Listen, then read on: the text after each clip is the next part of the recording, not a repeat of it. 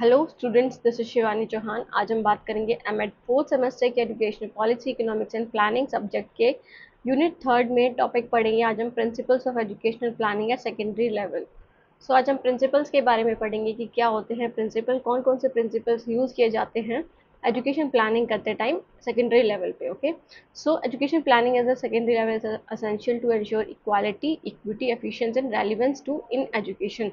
तो प्रिंसिपल्स की क्यों ज़रूरत है? क्योंकि एक तरह से यहाँ पे कुछ रूल्स फॉलो कर लिए जाते हैं प्रिंसिपल्स के अकॉर्डिंग कि आपको इन्हीं प्रिंसिपल्स पे या इन्हीं मार्ग पर चलना है अगर आपको अच्छी प्लानिंग करनी है। तो अगर उन प्रिंसिपल्स को फॉलो करके प्लानिंग की जाएगी तो it will ensure the quality of education, कि उससे क्वालिटी अच्छी होगी एजुकेशन की, इक्विटी आएगी, मतलब सभी लोगों को एजुकेशन मिलेगी, और जिनको रिजर्वेशन की नीड है, जिनको किसी तरह की नीड है हेल्प की, उनको हेल्प मिलेगी। क्योंकि एफिशिएंसी आएगी एंड रेलिवेंस आएगी एजुकेशन में, कि एजुकेशन की इंपॉर्टेंस बढ़ेगी। हम एजुकेशन कैसे कराएंगे? वोकेशनल एजुकेशन टाइप कराएंगे, जिससे बच्चों की स्किल्स में एनहेंस हो और उनको एम्प्लॉयबिलिटी स्किल्स को उनकी एनहेंस हो पाए। ओके, सो कुछ प्रिंसिपल्स हैं जिसके बारे में हम बात करेंगे। सो बेसिकली हम 10 प्रिंसिपल्स के बारे में बात करेंगे एजुकेशन प्लानिंग के। 10 प्रिंसिपल्स इनफ रहेंगे आपके सब्जेक्ट या एग्जाम पॉइंट ऑफ व्यू से। अगर आपके प्रिंसिपल से रिलेटेड 16 मार्क में भी क्वेश्चन आ जाता है तो आप इजीली इन 10 पॉइंट्स को लिख सकते हो, 10 principles. Okay, so first is relevance, okay, second is equity and inclusion. तो बेसिकली ये फ्लो चार्ट बनाया हुआ है एक तरह से कि 10 प्रिंसिपल जो हमें पढ़ने हैं। तो जैसे आप एग्जाम्स में भी आपके आएंगे तो आप ऐसे ही लिखना, उनको पहले फ्लो चार्ट बना के बताना कि कौन कौन से प्रिंसिपल्स को आप एक्सप्लेन करने वाले हो, फिर उसके बाद उसे एक्सप्लेन करना। ओके, तो उससे टीचर पे, जो आपका एग्जामिनर है या फिर जो चेक करेगा पेपर, उस पर ज़्यादा अच्छा इफेक्ट जाता है कि आपको सही तरीके से आता है अगर आप पॉइंट्स में लिखोगे तो। ऐसे पॉइंट्स में लिखना और उसके बाद एक्सप्लेन करना एक एक को। तो सबसे पहले बात करेंगे रेलिवेंस की। रेलिवेंस का क्या मतलब है? कि वो उस चीज़ के लिए जैसा आपने बनाया है वैसा ही होना चाहिए ना, मतलब उसकी कुछ इंपॉर्टेंस होनी चाहिए। तो इस पे बेस्ड होनी चाहिए एजुकेशन पॉलिसी, कि उसकी कुछ इंपॉर्टेंस होनी चाहिए। तो curriculum and programme should align with the need of society. Okay, जैसा सोसाइटी चाहती है, जैसे सोसाइटी की नीड्स है, अगर हम यहाँ पे मोरल और एथिकल प्रिंसिपल्स को ज़्यादा फॉलो करते हैं तो उस जो करिकुलम होगा उसमें वो सारी चीज़ें भी इंक्लूड करी जाएंगी। ओके, उनके रीजनल बेसिस पे देखते हुए क्या बनाया जाएगा? करिकुलम बनाया जाएगा। लेबर मार्केट को देखते हुए and the interest of the student. Labour market in the sense की कैसी एम्प्लॉयबिलिटी स्किल्स होनी चाहिए किसके अंदर, स्टूडेंट्स के अंदर, ताकि एक अच्छे हम किसका निर्माण कर सके, लेबर का निर्माण कर सके, या फिर एक अच्छे एम्प्लॉय का निर्माण कर सके। क्योंकि उनमें स्किल्स डालकर एजुकेशन के माध्यम से। और इंटरेस्ट ऑफ स्टूडेंट बेसिकली, तो इंटरेस्ट ऑफ स्टूडेंट मेन है कि बच्चों के इंटरेस्ट के अकॉर्डिंग बनाओ आप करिकुलम को, प्रोग्राम्स जो बना रहे हो वो इनसे रिलेटेड होनी चाहिए। So planning should consider local, national, global trend. तो प्लानिंग जो होगी वो लोकल लेवल को देखते हुए भी होगी, नेशनल लेवल को भी, ग्लोबल ट्रेंड्स को भी देखते हुए, कि आपको ग्लोबली चीज़ों के बारे में, ग्लोबली क्या हो रहा है एजुकेशन सेक्टर में और बाकी सेक्टर्स में, आपको उसके बारे में भी पता चले, including technological advancement, cultural context, कि डिफरेंट कल्चर्स के बारे में बताया जाए। ओके, और टेक्नोलॉजिकल एडवांसमेंट कैसे हो रहे हैं, कि जैसे हर कंट्री, मतलब मोस्टली जैसे चाइना है, चाइना का भी एक अपना एआई है, यूएसए के अपने एआई हैं, तो इंडिया भी उसको, इंडिया में भी क्या एजुकेशन ऐसी दो, आप ऐसी प्लानिंग करो कि बच्चे उसके ऊपर रिसर्च करें और खुद का एआई भी प्रोड्यूस करें। Okay, after that is equity and inclusion के बेस पे होनी चाहिए प्लानिंग, कि बच्चों को इक्विटी मिलनी चाहिए एजुकेशन में। इट मीन्स कि इक्विटी और इक्वालिटी में क्या डिफरेंस है? एक होता है इक्वालिटी और एक होता है इक्विटी। ओके, इक्वालिटी मतलब क्या होता है? सबको समान अधिकार मिलना। फॉर एग्जाम्पल, एक मैच देखने गए हैं बच्चे, 3 बच्चे मैच देखने गए हैं। एक एक थोड़ा लंबा है, ओके, एक उससे छोटा है और एक बहुत ही छोटा है। तो ये तीनों बच्चे मैच देखने गए हैं। अब इन तीनों को, अब जैसे मैच देखते हैं तो यहाँ पे बाउंड्री लगी होती है ना, वो बिल्कुल इधर खड़े हुए हैं।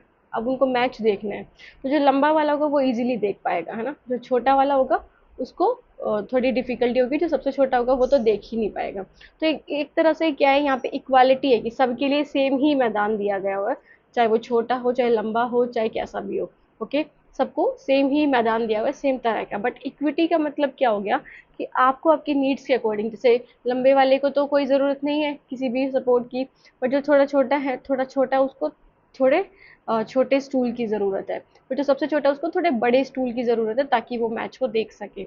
ओके, तो ये क्या हो गया? ये हो गया इक्विटी, हो गया कि जिसको जितनी ज़रूरत है उसको उतना प्रोवाइड करना, ताकि वो जो एक ऐसा सेक्शन है जो जिससे वो बराबरी कर सके, तो सबको बराबरी पर लाना। ओके, तो it ensure that all student have access to quality education, कि सभी बच्चे जो है उनको एजुकेशन मिल सके रिगार्डलेस ऑफ जेंडर, चाहे वो मेल हो फीमेल हो, उनके सोशियो इकोनॉमिक क्राइटेरिया पे कि वो मिडिल क्लास फैमिली से आते हैं या फिर पुअर क्लास फैमिली से आते हैं, या फिर उनके बैकग्राउंड और डिसेबिलिटी, एथनिसिटी और लोकेशन। तो किसी भी तरह का कोई भी डिस्क्रिमिनेशन नहीं होना चाहिए, सबको अधिकार है किसका, एजुकेशन लेने का। ओके, तो ऐसा हम प्लानिंग में दर्शाएंगे, ऐसा हम प्लानिंग बनाएंगे, पॉलिसी से रिलेटेड प्रोग्राम्स क्रिएट करेंगे, तो उसमें आप ऐसी एजुकेशन प्रोवाइड करोगे।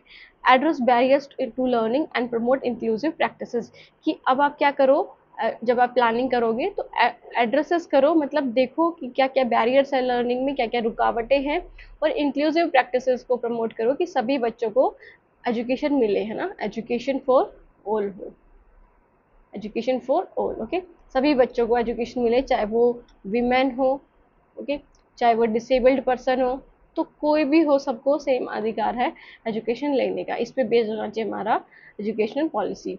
आफ्टर दैट इज एफिशिएंसी, तो एफिशिएंसी क्या होनी चाहिए, so it make optimal use of resources, कि जो रिसोर्सेज यूज होंगे, फॉर एग्जांपल आप स्कूल बना रहे हो, आप स्कूल के लिए प्लानिंग कर रहे हो कि आपको एक स्कूल क्रिएट करना है, तो उसमें आपको बहुत सारी चीज़ों की ज़रूरत है। सबसे पहले तो आपको ज़मीन की ज़रूरत है ना, फिर उसके बाद इंफ्रास्ट्रक्चर कैसे रखना है, आपको कितनी बिल्डिंग्स बनानी है, उसमें टीचर्स कैसे होने चाहिए, फैसिलिटीज़ आप क्या क्या दोगे, ओके, नॉन टीचिंग स्टाफ में कौन कौन होना चाहिए। तो बेसिकली आप उसके लिए रिसोर्सेज इकट्ठा करोगे। अब वो रिसोर्सेज आप इकट्ठा तो करो, बट उसमें एफिशिएंसी होनी चाहिए, मतलब ऑप्टिमल यूज़ करो, कि जितनी ज़रूरत है उतनी यूज़ करो, वेस्टेज मत करो। ओके, ह्यूमन रिसोर्सेज की जितनी ज़रूरत है ह्यूमन रिसोर्सेज उतने लो, और क्वालिटी होनी चाहिए बस उसमें। ओके, फाइनेंशियल इंफ्रास्ट्रक्चर की कितनी ज़रूरत है, तो वो सारी चीज़ें आप अकॉर्डिंग टू द नीड्स लो, ऐसा नहीं कि आप वेस्टेज करें। तो एफिशिएंसी का मतलब ही क्या होता है कि आप प्रॉफिट ज़्यादा अर्न कर रहे हो विद द प्रॉफिट करना, with profit earn profit with the low cost. Okay, आपका जो खर्चा है वो कम लग रहा है, बट आप प्रॉफिट ज़्यादा अर्न कर रहे हो। तो इसका मतलब क्या है कि आप वेस्टेज से बच रहे हो, such as drop out and repetition rates, की जो आप रिपीटिशन इन द सेंस की जो बच्चे फेल हो जाते हैं, पास हो जाते हैं ना, वो दोबारा से जाते हैं, तो ये सारी चीज़ों को कम करने के लिए हमें ऐसी एजुकेशन प्रोवाइड करनी चाहिए जो एफिशिएंट हो। ड्रॉप आउट रेट्स को कम, कि बच्चे स्कूल से बीच में ही बाहर ना जाएं, ओके, बाहर ना निकले, या फिर वो अपना एडमिशन ना कटवा लें। Okay, through better teaching strategies, guidance and support system. तो ये सब कैसे हो सकता है, अगर हम बेटर टीचिंग स्ट्रेटजीज दें, बच्चों को, कम्युनिटी को, सोसाइटी को एजुकेशन के बारे में समझाएं, गाइडेंस प्रोवाइड करें और सपोर्ट सिस्टम दें। ओके, सपोर्ट दें उनको, ताकि उनको जो भी नीड्स है उनकी नीड्स को फुलफिल करा जा सके। After that is flexibility and responsiveness. So plan should be adaptable to changing needs of society and advancement in education. तो प्लान कैसे होने चाहिए, प्लान होने चाहिए according to the needs of society. Okay, according to the changing needs of society की, अब society को कैसी ज़रूरत है उसके अकॉर्डिंग आपको प्लान बनाना है। फॉर एग्जांपल कोविड से पहले क्या ज़रूरत थी सोसाइटी की, कि आप क्या करो, ब्लैक बोर्ड टीचिंग कराओ, लेक्चर मेथड्स के थ्रू कराओ, ऐसे ही चल रही थी क्लासेस। ओके, इससे पहले कोविड से, फिर जैसे कोविड आया, फिर उसके बाद चेंजेस आए सोसाइटी में। अब क्या हुआ, अब फ्लेक्सिबल हमने टीचिंग देखी, ब्लेंडेड टीचिंग देखी, हाइब्रिड टीचिंग देखी, है ना, और फ्लिप्ड लर्निंग देखी आपने। तो इसका मतलब क्या है कि अब सोसाइटी के अकॉर्डिंग, कि अब बच्चे क्या कर सकते हैं, अपना घर से भी पढ़ सकते हैं, और अगर उन्हें स्कूल में या कॉलेजेस में आना है तो स्कूल कॉलेजेस में जाकर भी पढ़ सकते हैं। तो उनके अकॉर्डिंग, उनकी नीड्स के अकॉर्डिंग, या फिर चेंजिंग नीड्स ऑफ सोसाइटी के अकॉर्डिंग आपको प्लानिंग करनी चाहिए। और एडवांसमेंट की जो जो एडवांसमेंट आ रही है, मतलब जो जो चीज़ें आधुनिक हो रही हैं, है ना, आधुनिकता जैसे जैसे आ रही है, आपको एजुकेशन में भी आधुनिकता लानी है। So it include mechanism of for continuous monitoring and adjustment, कि आपको, इसका मतलब क्या है, अगर आप क्या करोगे, अडेप्टेबल चेंजिंग नीड्स के अकॉर्डिंग अगर प्लान्स बनाओगे, तो आपको प्रॉपर ध्यान रखना पड़ेगा कि कब कौन सा चेंजेस आ रहा है एजुकेशन में, और उसके अकॉर्डिंग आपको एडजस्टमेंट करें। तो इसका मतलब आपकी जो प्लानिंग होनी चाहिए वो फ्लेक्सिबल होनी चाहिए। ओके, तो इसका मतलब क्या है कि फ्लेक्सिबल होनी चाहिए। फिर है पार्टिसिपेशन एंड कंसल्टेशन, तो इट मीन्स की engage stakeholders, teachers, students, parents, community leaders, employees in the planning process, कि आप सभी लोगों का, मतलब सभी लोगों को ध्यान में रखते हुए, और प्लानिंग आप ऐसे बनाओ कि सभी लोग उसमें इंक्लूड हो, सभी लोगों की नीड्स को देखते हुए आप प्लानिंग करो, ताकि एक क्वालिटी एजुकेशन प्रोवाइड कर सके हम बच्चों को। ओके, तो जो भी स्टेक होल्डर्स हैं, जो भी एजुकेशन के हित में होते हैं, या जो एजुकेशन को ले रहे हैं, जैसे टीचर्स हो गए, स्टूडेंट्स हो गए, पेरेंट्स हो गए, कम्युनिटी लीडर्स हो गए, एम्प्लॉयर्स हो गए, तो सबको आप प्लानिंग प्रोसेस में इंक्लूड करो। Encourage a sense of ownership, इससे क्या होगा कि जो लोग, अगर आप एंगेज कर रहे हो सभी लोगों को, तो उससे यह है कि हाँ हमारी बात भी रखी गई है, हमारी भी कोई वैल्यू और अकाउंटेबिलिटी भी आएगी कि अब अगर जिसकी वजह से कोई गलती होगी तो आप उसको बोल सकते हो कि आपने ये थोड़ी बहुत गलती करी है ना, तो आप अकाउंटेबल भी हो, जवाबदेही भी होंगे। ओके, ठीक है, सब पे अगर सबको ले लिया जाएगा तो आप आगे बोल सकते हो ना। So after that is sustainability, तो सस्टेनेबिलिटी मीन्स कि education planning should consider long term outcome and impact, की एजुकेशन प्लानिंग ऐसी करो कि जिसका लॉन्ग टर्म आउटकम हो। ऐसा नहीं कि आपने एजुकेशन प्लानिंग सिर्फ 1 महीने के लिए कर ली या फिर 1 साल की नीड्स को देखते हुए कर ली, नहीं, लॉन्ग टर्म उसका इफेक्ट होना चाहिए, लॉन्ग टर्म आउटकम्स के लिए आप एजुकेशन प्लानिंग करो।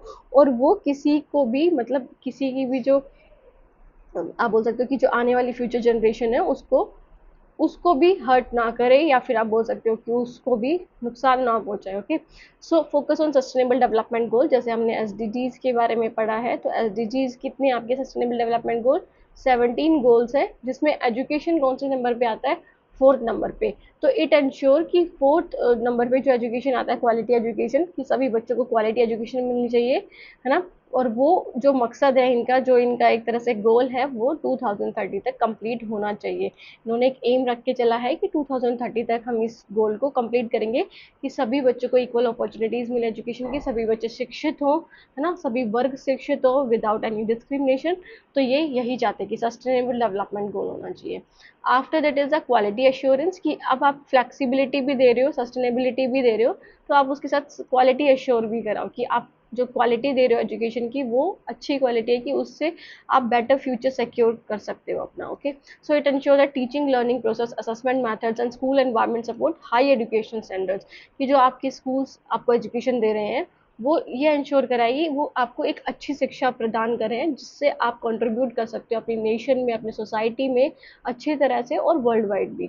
सो रेगुलर मॉनिटरिंग होना चाहिए, इवेल्युएशन होना चाहिए, feedback system should be in place, है ना।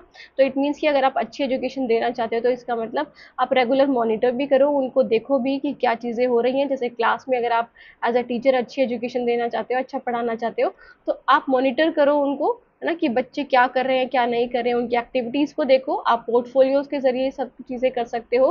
फिर आप उनका इवेल्युएशन करो, है ना, जब आप पढ़ा दो डेली, तो उसके बाद उनसे पूछो कि आपने क्या सीखा है, क्या आपको आता है ना, और आपको कोई अगर दिक्कत है तो उसके लिए फीडबैक भी लो। ओके, अगर उनको टीचिंग स्टाइल समझ नहीं आ रही है, या फिर उनके जो आपने इवेल्यूशन करा है उससे आप उनका फीडबैक भी ले सकते हो कि उनको कितना समझ में आया है। तो ये सारी चीज़ें होंगी तो it will ensure the quality assurance, कि आपको अच्छी क्वालिटी मिलेगी एजुकेशन की। उसके बाद आ जाता है कॉस्ट इफेक्टिवनेस, तो resources should be allocated in a way that maximize learning outcome without unnecessary spending.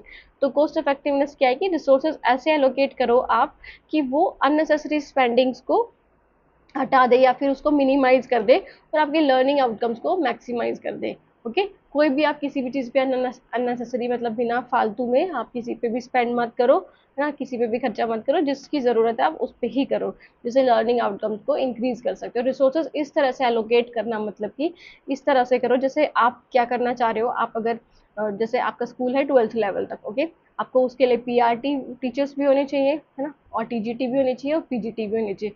तो आपने जो टीचर्स रिक्रूट करे हैं, तो आप ऐसा नहीं कि आप पीआरटी टीचर से बोल रहे हो कि आप पीजीटी टीचर्स को पीजीटी वाले बच्चों को पढ़ाओ, मतलब 12th क्लास तक के बच्चों को पढ़ाओ। टीजीटी वालों को बोल रहे हो कि आप पीआरटी वालों को पढ़ाओ। तो इससे क्या होगा, इससे इससे आपकी जो स्पेंडिंग है वो भी ज़्यादा इंक्रीज होगी, है ना, या फिर कम भी होगी, तो उससे क्वालिटी ज़्यादा नहीं आएगी। तो कॉस्ट इफेक्टिवनेस होना चाहिए कि आप अच्छे तरीके से एलोकेट करो रिसोर्सेज को। Okay, include financial planning, projection based on available and expected funding.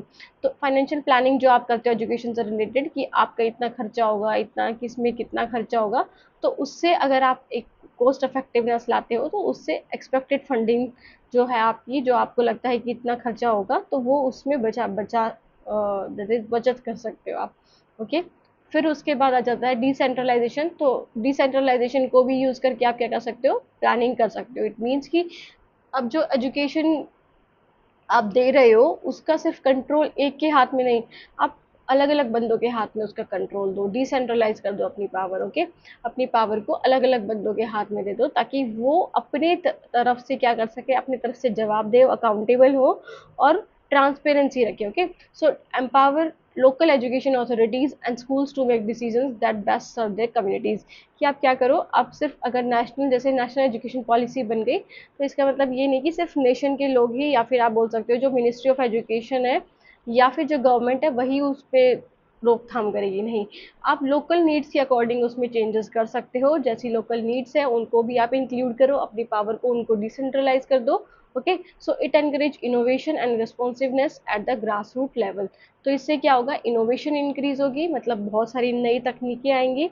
Okay, और रिस्पॉन्सिवनेस की सब लोग अपने काम के प्रति रिस्पॉन्सिव भी होंगे, है ना, अकाउंटेबल भी होंगे, जवाबदेही भी होंगे कि उन्हें जो चीज़ करनी है वो करेंगे अच्छी तरह से, अच्छे ढंग से, और ग्रास रूट लेवल पे, मतलब बिल्कुल जहाँ से वो बिलोंग करते हैं उस लेवल से। ओके, ज़मीन वाले लेवल से, मतलब ये हो गया कि आप बिल्कुल उधर जहाँ पे आप रह रहे हो वहाँ की जो भी अच्छाई हैं बुराई हैं वो आप इजीली देख पाते हो। तो उसके नीड्स के अकॉर्डिंग, मतलब उनके बच्चों के नीड्स के अकॉर्डिंग, सोसाइटी के नीड्स के अकॉर्डिंग आपको पढ़ाना है।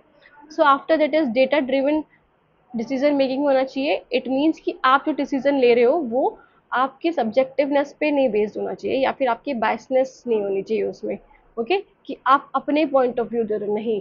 आप जो प्लानिंग करोगे वो डेटा के अकॉर्डिंग करोगे, जो डेटाज जो रिसर्चेज हुई हैं उनके अकॉर्डिंग आप प्लानिंग करोगे। तो रिलायबल डेटा को यूज़ करना है, जो कंसिस्टेंट डेटा है, जो वेरीफेबल डेटा है, जिसको जो वेरीफाई हो चुका है ना, on enrolment, achievement, teacher performance and infrastructure to inform planning, ताकि आप अच्छी प्लानिंग कर सको। It encourage evidence based policies, तो जिससे आप ऐसी पॉलिसीज क्रिएट कर सको जो एविडेंस बेस्ड हो। आप दिखा सकते हो कि इतना डेटा है, इतने बच्चे हैं जो इलिटरेट है, और कुछ बच्चे ऐसे हैं जो लिटरेट हैं, जिनको ज़्यादा कुछ नहीं आता। आपकी स्किल्स नॉलेज कितनी है, तो वो आप डेटा के अकॉर्डिंग शो कर सकते हो। ओके, जो भी आप प्लानिंग बनाओगे, जो भी आप पॉलिसीज बनाओगे उसमें, ठीक है, उन सब चीज़ों में। सो स्टूडेंट, ये थे कुछ principles of education policy at secondary level. तो अगर आपको कोई दिक्कत है, कोई भी डाउट है तो पूछ सकते हैं। और बाकी thank you so much student for watching the video. मिलते हैं नेक्स्ट वीडियो में, तब तक के लिए take care, bye, have a nice day.